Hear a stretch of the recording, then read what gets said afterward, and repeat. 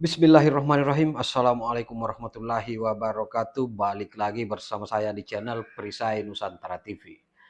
Nah, sahabat-sahabat sekalian, kali ini ada pidato yang sangat seru dari Bapak Presiden Prabowo Subianto, di mana dalam pidato ini Bapak Presiden Prabowo Subianto berhasil membungkam omon-omon Ibu Megawati dan kader-kader Partai Banteng. Dan ini merupakan pendidikan politik yang kemudian diberikan oleh Bapak Presiden Prabowo Subianto untuk ribuan mahasiswa yang hadir dalam kegiatan tersebut. Nah, tak perlu berpanjang lebar seperti apa pidato Bapak Presiden Prabowo Subianto, kita simak videonya berikut ini. Saya hari ini akan bicara tentang Indonesia. Saya diminta bicara. Jadi judul itu sebetulnya ditanya adalah bagaimana peran Indonesia menghadapi perubahan dunia global dalam satu dekade ke depan. Saudara-saudara, kalau kita bicara Indonesia, saudara-saudara harus mengerti Indonesia itu. Indonesia memiliki unsur-unsur untuk menjadi kekuatan penting di dunia. Bukan kekuatan terpenting, tapi unsur-unsur untuk menjadi kekuatan penting dunia. Kita adalah negara kepulauan terbesar di dunia. Betul. Kita mengerti itu. Luas wilayah kita total adalah 5.193.250 km persegi. Luas daratan kita 1,9 juta lebih. Luas perairan kita 3,2 juta. Kita memiliki jumlah penduduk keempat terbesar di dunia. Keempat terbesar di dunia. Artinya kita bisa menjadi pasar keempat terbesar di dunia. Betul. Dari segi geografis, letak kita sangat strategis. Kita berada di antara dua benua dan dua samudra terbesar di bumi kita. Letak kita menguasai selat-selat yang sangat strategis. 2/3 perdagangan dunia melewati selat-selat kita. Ini menurut para ahli bagian dari unsur penting menjadi negara kuat.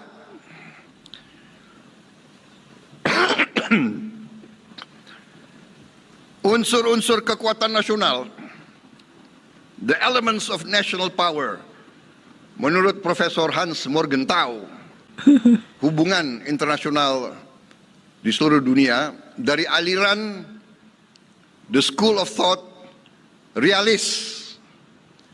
Jadi aliran realis yang mengakui kenyataan. Dalam aliran nasionalis ini, mereka mengatakan dalam hubungan antara negara yang berlaku adalah kekuatan, power. Sahabat, iya. Niat baik, iya. Tapi di ujungnya adalah kekuatan. Dan untuk itu dikenal dengan hukum Thucydides. Thucydides ini adalah ahli sejarah 2.500 tahun yang lalu. Dan dia membuat buku yang sangat tebal, tapi inti dari buku itu adalah satu kalimat. Kalimat itu berbunyi, the strong will do what they can. The weak suffer what they must. Artinya, yang kuat akan berbuat sekehendak mereka. Yang kuat akan berbuat sekehendak mereka. They will do what they can. The weak suffer. Yang lemah menderita apa yang dia harus menderita. Jadi adik-adik sekalian, para guru besar, hal ini harus kita ingat. Kalau kita ditanya peran kita di dunia, artinya Indonesia harus kuat. Kalau Indonesia tidak kuat, Indonesia akan menderita. Ini hukum ribuan tahun. Ini bukan pendapat Prabowo Subianto, ini hukum sejarah. Kalau kau lemah, saya akan ambil kekayaanmu. Saya akan jajah kamu. Saya akan injek-injek kamu. Saya akan bikin kamu budak. Kalau perlu saya habisin kamu. Itu sejarah manusia.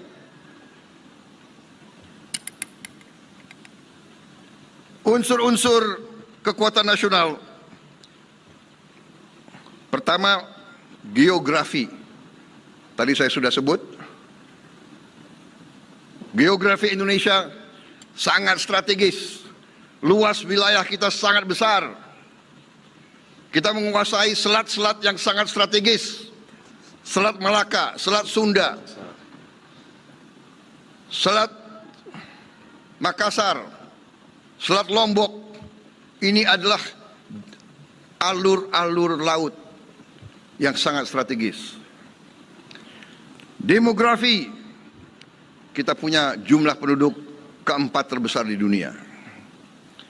Sumber daya alam, menurut Institut Mineral Internasional, Indonesia memiliki dari 16 mineral terpenting, kita memiliki 9 mineral. Belum sumber daya alam yang lain. Kita penghasil komoditas-komoditas yang sangat besar dan sangat banyak. Unsur kekuatan nasional lainnya adalah ekonomi, politik, militer, dan psikologi. Ekonomi, kemampuan suatu negara untuk bekerja, memanfaatkan sumber daya alamnya secara efisien. Saudara-saudara, kita penghasil boksit yang sangat besar. Boksit adalah bahan untuk aluminium. Sekarang kita bertanya, dan sekarang presiden yang sekarang, pemerintah yang sekarang sedang memaksakan Pak Jokowi, bahwa kita tidak boleh lagi ekspor garis bawahi Pak Jokowi. bahan baku. Kita harus bikin processing, kita harus bikin pengolahan bahan baku menjadi bahan jadi di Indonesia.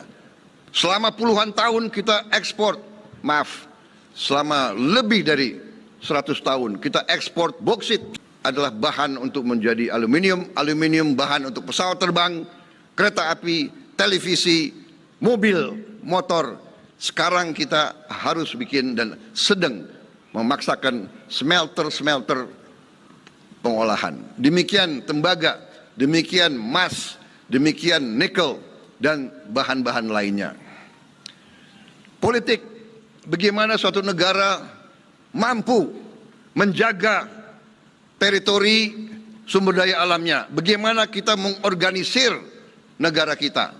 Apakah kita ribut tiap bulan? Apakah terus ada huru-hara? Atau kita bisa ada ketenangan? Atau ada stabilitas? Sistem hukum yang baik. Sistem hukum yang penuh dengan keadilan. Militer, bangsa itu mampu nggak untuk mengolah, memanage, mendirikan, melatih tentara yang baik? Atau tidak mampu? Atau tidak mau memelihara tentara yang baik? Kita punya kekayaan yang luar biasa, kita tidak mau punya tentara yang baik. Jangan salahkan kekuatan asing. Kalau dia datang, dia mengambil hutan kita, dia mengambil ikan kita, dia mengambil semua kekayaan kita. Saudara-saudara, Menteri Kelautan dan Perikanan sampaikan kepada saya beberapa minggu lalu bahwa nilai kekayaan ikan kita tiap tahun adalah 30 miliar dolar setahun. 400 Dolar. 40 triliun. Nah, kalau kekayaan semacam ini kita tidak mau jaga dengan angkatan laut yang kuat, angkatan udara yang kuat, bea cukai yang kuat, bakamla yang kuat, ya jangan salahkan kalau ada ribuan kapal asing masuk mengambil ikan kita. 30 miliar, 400 triliun lebih. Bayangkan berapa sekolah yang kita bisa bangun, berapa puskesmas, berapa obat yang kita bagikan, berapa pabrik yang kita bisa mendirikan. Hanya dari satu sektor saja. Saya belum bicara sektor-sektor lain. Yang terakhir, psikologi suatu bangsa. Psikologi suatu bangsa itu artinya adalah kehendak nasional. The national will. Yang dikatakan oleh Bung Karno, kalau kita mau merdeka, kita harus bangun national character, karakter nasional. Not only nation building, but character building. Apakah kita bangsa yang rendah diri? Apa kita bangsa yang tidak hormat sama orang tua kita sendiri? Adik-adik sekalian, sepinter-pinter kau adalah hasil dari orang tuamu semua dia. Saya melihat ada bagian dari bangsa lain yang budayanya baik. Kenapa kita tidak mengakui? Saya melihat ya, bangsa India, anak-anak India kalau keluar rumah, dia sentuh kaki ibunya dan bapaknya, baru keluar rumah. Tiap hari, kalau pulang ketemu orang tua, dia cium kaki, dia cium dengan tangan ya. Ini saya lihat budaya baik, bahwa saudara-saudara bisa begini karena orang tuamu. Saudara-saudara sampai sarjana karena orang tuamu. Saudara mengabdi nanti, saudara berjuang nanti untuk orang tuamu. Jadi Betul. ini bagian dari karakter nasional. Apakah kita rendah diri? Kalau lihat orang asing kagum. Sudah S1, sudah S2, S3, lihat orang asing kagum. Padahal dia mungkin belum tentu dia sepintar kalian. Ini masalah karakter nasional, kehendak nasional.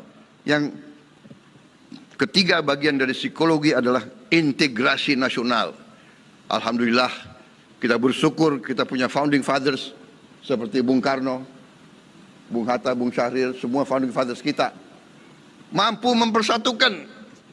Saudara-saudara, ada buku-buku orang hebat di dunia yang mengatakan Indonesia is not a natural country. Bagaimana ratusan suku, berbeda agama, berbeda bahasa daerah, berbeda adat istiadat kok bisa bersatu? Kok bisa bersama-sama? Nah, ini saudara-saudara, kita tidak lepas daripada pendiri-pendiri bangsa kita. Kalau kalian tidak boleh lupa orang tuamu, kita sebagai anak bangsa Indonesia tidak boleh lupa jasa-jasa kehebatan sumbangan bapak-bapak bangsa kita, bapak-bapak dan ibu-ibu bangsa kita. Kita adalah bangsa yang sekarang punya integrasi nasional. Saudara-saudara, ada sesuatu yang saya ingin sampaikan, bahwa Indonesia memiliki dua kecemerlangan yang saya anggap dua kecemerlangan. The brilliance of our leaders. This is sesuatu yang cemerlang, yang banyak negara tidak punya. Kalau dulu kita punya itu, masa anak-anak muda sekarang, saudara-saudara, tidak akan menjaga dan meneruskan. Apa kecemerlangan menurut saya? Yang pertama, bahwa pendiri-pendiri bangsa kita memilih bahasa suku yang kecil sebagai bahasa kebangsaan. Bahasa Melayu, Ya, betul, bahasa Melayu. berasal dari Riau. Jumlah penduduknya sedikit dibandingkan dengan bahasa Jawa. Bahasa Jawa adalah mayoritas. Bung Karno orang Jawa. Tokoh-tokoh dalam BPU, PKI itu banyak orang Jawanya. tapi tidak memilih bahasa Jawa sebagai bahasa kebangsaan. Ini kecemerlangan. Kalau kita lihat negara lain sampai sekarang masih ribut, mau perang saudara gara-gara bahasa. Sebentar lagi di Eropa, kemungkinan besar Belgia akan pecah menjadi satu berbahasa Prancis, yang satu berbahasa Wallons. Negara sudah berdiri lama akan pecah, masalahnya masalah bahasa. Di negara sebesar India masih ribut soal bahasa. Kita bersyukur hampir 300 juta bangsa Indonesia, dari Sabang sampai Merauke, dari Miangas sampai ke Rote, kita bisa semua satu bahasa, bahasa kebangsaan. Ini menurut saya suatu kecemerlangan. Yang kedua, kecemerlangan bangsa Indonesia adalah memiliki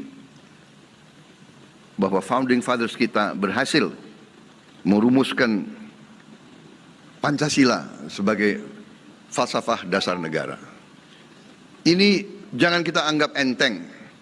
Menurut pendapat saya dan pendapat para ahli, pendapat senior-senior, begitu kita tinggalkan Pancasila, saya kira negara ini akan bubar. Itu pendapat saya.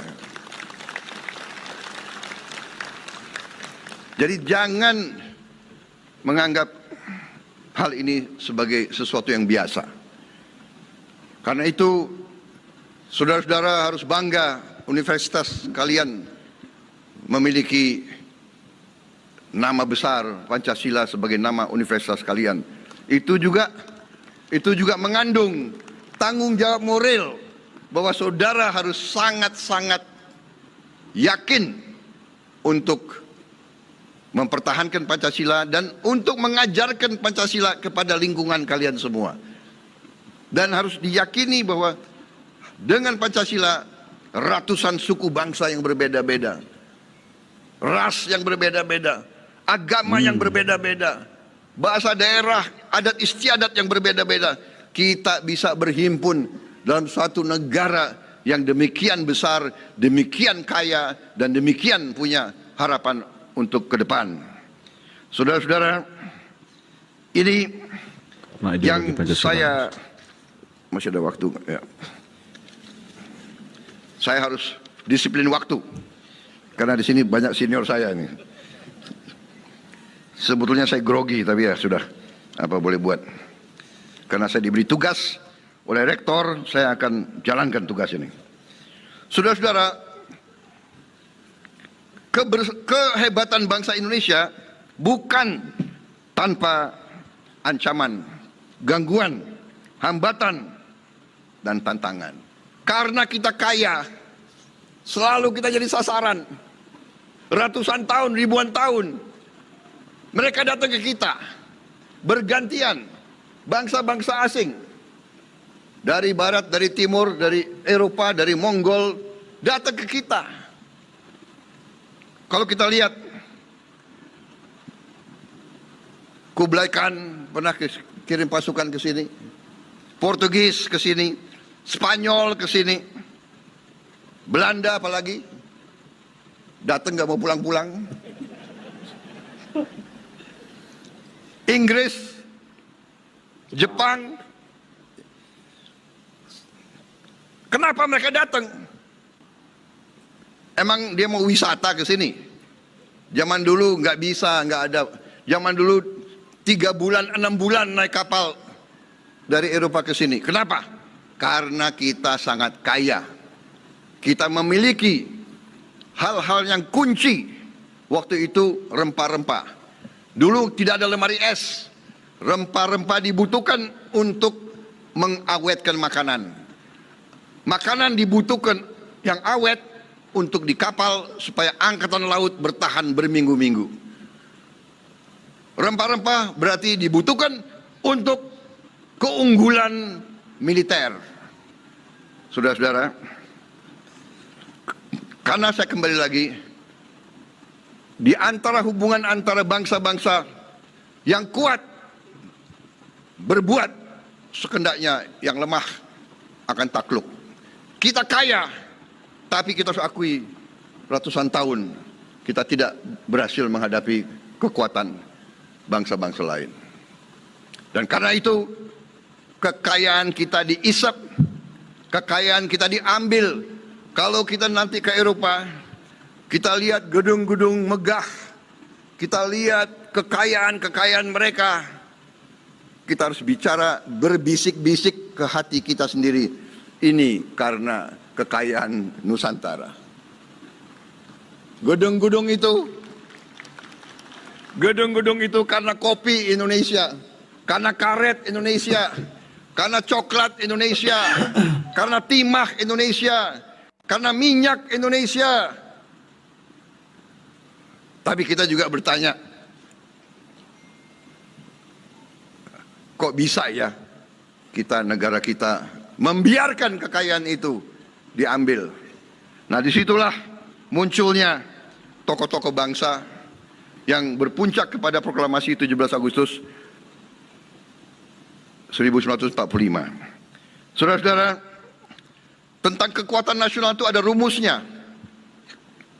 Rumusnya bunyinya seperti ini. PP sama dengan C plus E plus M kali S plus W. PP, perceived power, kekuatan nasional yang dipersepsi. C, critical mass adalah luas wilayah ditambah populasi.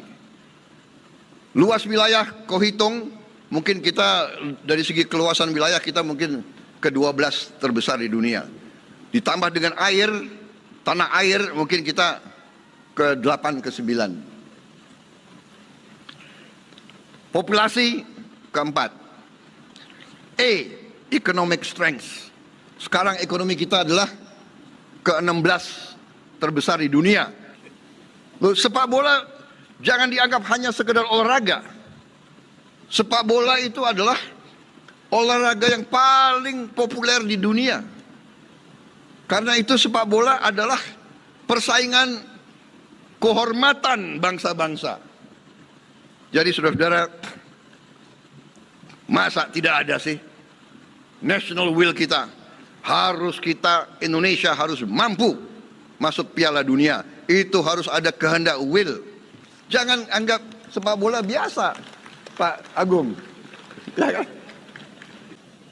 Tugas hidup saya yang masih mengganjel.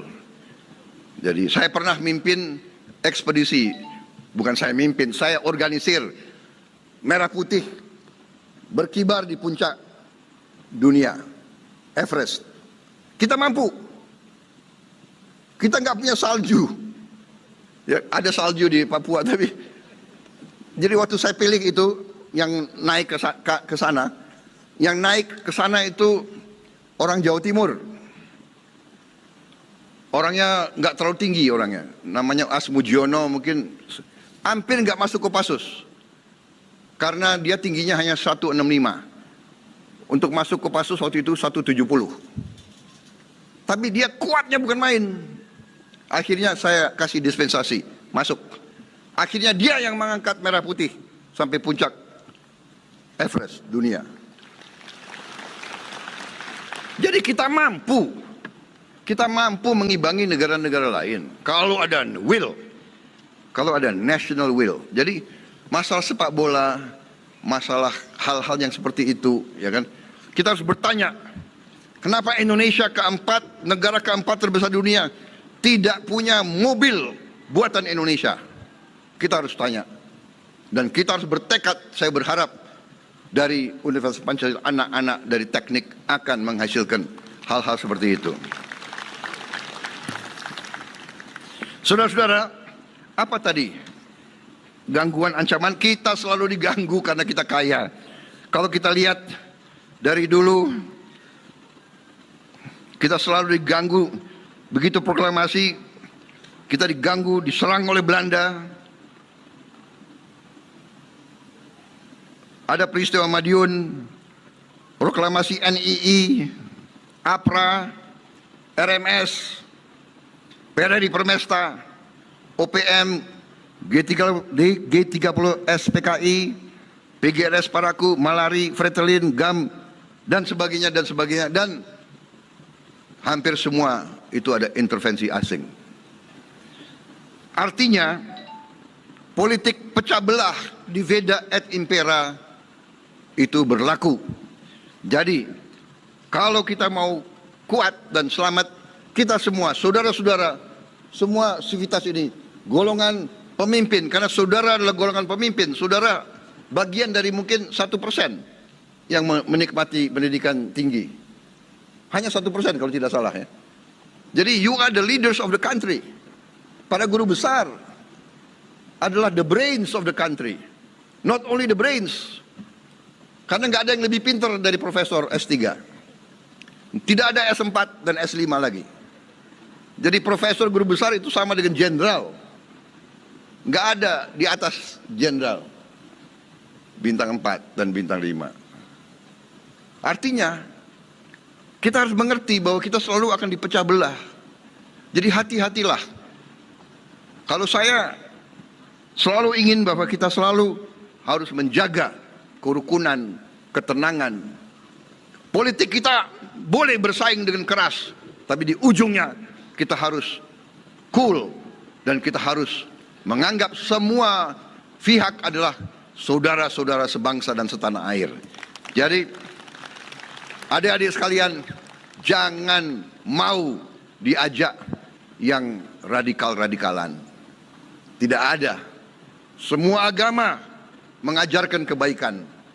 Kalau ada yang mengajarkan kebencian, pasti niatnya lain. Jangan-jangan itu kekuatan asing yang mau pecah belah kita.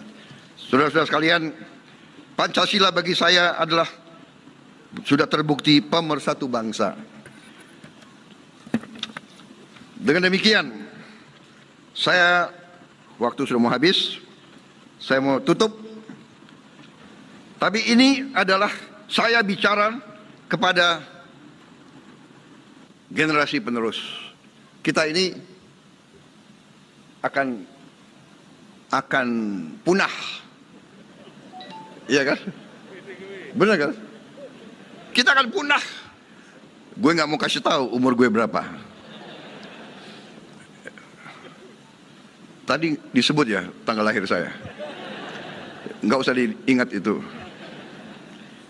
Hati saya masih muda, saudara-saudara. Jadi sekarang inti daripada paparan saya adalah kalau kita mau berperan di dunia yang seharusnya kita berperan, ya harusnya sejarah kita harus kuat. Kuat tadi saya sebut, ada psikologi, ada ini, ada dan sebagainya. Nah sekarang sebagai penutup, saya hanya mau titip sama kalian ilmu yang saya pegang dari sejak saya muda. Ini saya kasih ilmu, mungkin di buku ada, nggak tahu.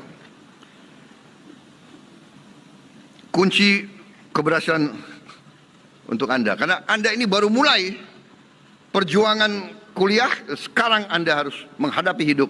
Hidup itu tidak ringan. Hidup tidak ringan. Prestasi yang kau harus kejar tidak ringan. Tapi saya mau kasih tahu satu kalimat yang berpengaruh bagi saya, yaitu yang saya dapat juga dari senior-senior saya. Judulnya macam-macam. Ada yang bilang ini the power of positive thinking. Ada yang mengatakan autosugesti, ada yang mengatakan cybernetics. Intinya satu kalimat. Kalau engkau di dalam hatimu berpikir bahwa kau mungkin kalah, sesungguhnya kau sudah kalah. Saya ulangi ya. Kalau kau di dalam hatimu berpikir bahwa kau mungkin kalah, sesungguhnya kau sudah kalah. Jangan berpikir bahwa kau akan gagal. Jangan berpikir bahwa kau mungkin kalah. Kalau kau kalah, jangan mengakui kau kalah. Kau kalah, anggap saja itu kemenangan yang tertunda. Kalau kau jatuh, biasa jatuh. Petarung itu kadang-kadang jatuh, kadang-kadang KO. Biasa. Yang penting bukan jatuhnya, yang penting bagaimana kau berdiri kembali. Boksit. Banteng. Kalau ujian kamu sekali tidak lulus, jangan nangis. Kalau kau nangis nggak ada yang suka sama kamu. Iya kan? Kalau kau tidak lulus ujian, belajar lagi supaya kau bisa lulus, saudara-saudara sekalian. Jangan cari bocoran soal. Saya yakin di Pancasila ini tidak ada. Betul? Yang terakhir, saudara-saudara sekalian, sifat-sifat menuju keberhasilan yang saya titip sama kalian. 1. Kuasai knowledge, ilmu pengetahuan teknologi. Kau wisuda hari ini jangan berhenti baca. Baca terus. Saya sampai sekarang ini, saya baca tiap hari. Dan karena itu saya kasih kepada kalian oleh-oleh. Oleh-olehnya adalah buku. Mudah-mudahan kau baca buku itu. Buku itu tebal. Jangan dipajang. Ya. Kedua, asah kecerdasanmu. Jangan anggap bahwa kecerdasan itu dilahirkan. Oh, saya dilahirkan, jadi kalau saya nggak cerdas, salah orang tua saya. No. Kecerdasan bisa kau asah. Kecerdasan bisa kau perbaiki. Asal ada will. Kedua, disiplin. Disiplin. Saudara-saudara, orang tua saya juga mantan guru besar, profesor. Beliau kasih tahu kepada saya, arti sarjana bukan dia orang yang paling pintar, bukan. Arti sarjana, dia memiliki disiplin untuk belajar. Dia datang tepat waktu, dia hadir di depan gurunya, dia bikin paper sesuai permintaan gurunya, dia bikin tesis, dia kerjakan apa yang diminta, dituntut dari dia, berarti dia disiplin. Tanpa disiplin kita tidak bisa maju. Ya. Kemudian tadi, berpikir positif, berpikir baik, jangan jelek-jelekin orang, jangan mau berpikir jelek tentang orang, berpikir yang baik, dan semangat tidak mengenal menyerah. Selanjutnya, kemampuan kerjasama. Kau pintar sendiri, tidak laku, harus kerjasama. Karena itu sepak bola sangat-sangat penting. Olahraga apa? Catur. Tapi olahraga sepak bola tidak mungkin satu orang bawa bola masuk gol, tidak mungkin. 11 orang kerjasama, belum ada tukang pijit di belakang, tukang bawa minum, ya kan? Asisten pelatih. Jadi sepak bola itu adalah analogi, simbol kerjasama. Tidak heran ya, negara-negara superpower itu biasanya masuk Piala Dunia. Tidak heran kan? Karena dia bisa kerjasama. Yang terakhir, kesetiaan. Setialah kepada orang tuamu. Setialah kepada negaramu. Setialah kepada bangsamu. Setialah kepada Pancasila. Demikian saudara-saudara sekalian. Terakhir sekali, saya kutip kata-kata founding fathers kita, Bung Karno. Kalian anak-anak muda, gantungkanlah cita-citamu setinggi langit. Ada terusannya dari Bung Karno. Kalau sudah cita-citamu setinggi langit dan kau jatuh, minimal kau jatuh di antara bintang-bintang di langit. Terima kasih. Sangat menarik dan seru pidato yang kemudian disampaikan oleh Bapak Presiden Prabowo Subianto di hadapan ribuan mahasiswa. Dan pidato ini sangat penting untuk kemudian didengarkan oleh kelompok pesimis, kelompok baterai lobet, atau kelompok 16% yang selama ini meragukan dan bahkan tidak meyakini akan kekuatan yang dimiliki oleh bangsa Indonesia. Bagaimana respon sahabat-sahabat sekalian? Tinggalkan di kolom komentar. Terima kasih. Wallahul muwaffiq ila aqwamit thoriq. Wassalamualaikum warahmatullahi wabarakatuh. Salam waras, salam akal sehat, NKRI harga mati.